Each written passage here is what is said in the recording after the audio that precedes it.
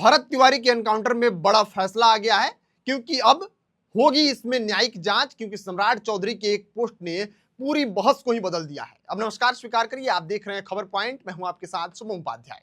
भोजपुर में भरत तिवारी एनकाउंटर का मामला पिछले कुछ दिनों से बिहार की राजनीति में चर्चा का विषय बना हुआ था।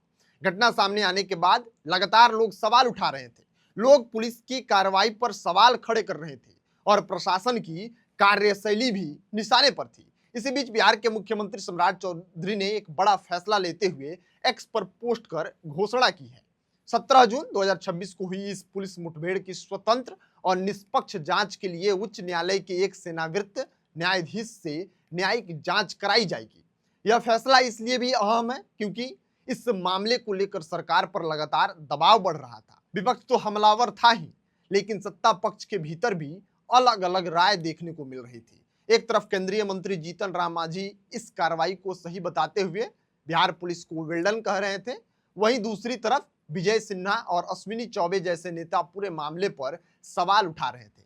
ऐसे में एनडीए की स्टैंड भी पूरी तरीके से साफ नजर नहीं आ रही थी। घटना के बाद सम्राट चौधरी भी विपक्ष और सोशल मीडिया के निशाने पर थे। कुछ लोग उन पर उत्तर प्रदेश की तर्ज पर एनकाउंटर मॉडल अपनाने की कोशिश का आरोप लगा रहे थे, लेकिन अब न्यायिक जांच की घोषणा यह संकेत देती है सरकार इस मामले में किसी भी तरह के संदेह को खत्म करना चाहती है। मतलब जीरो टॉलरेंस पे काम होगा, बिल्कुल इसमें कोई भी संदेह की स्थिति पैदा ना हो, इसलिए सरकार इसमें न्यायिक एंगल से जांच करना चाहती है।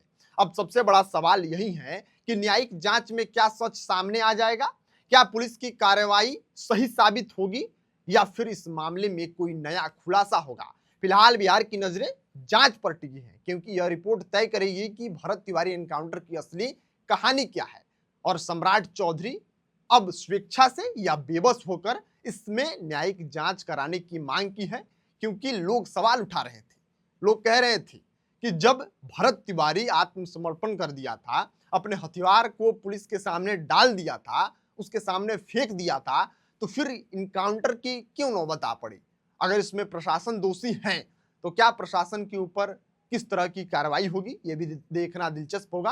हालांकि इसमें सम्राट चौधरी की तरफ से यह घोषणा करना है कि इसकी अब जांच ही नहीं सिर्फ, बल्कि इसमें न्यायिक एंगल से जांच होगी और रिटायर्ड जज को इस जांच के लिए नियुक्त किया गया है। तो ये काफी एक सराहनीय है सरकार की तरफ से, और सरकार भी जानना चाहती है कि आखिर इसमें दोषी कौन है, और दोषी लोगों को चिन्हित कर सरकार उनके खिलाफ कार्रवाई भी करेगी। देखते रहिए आप खबर पॉइंट, मैं आपके साथ शुभम उपाध्याय।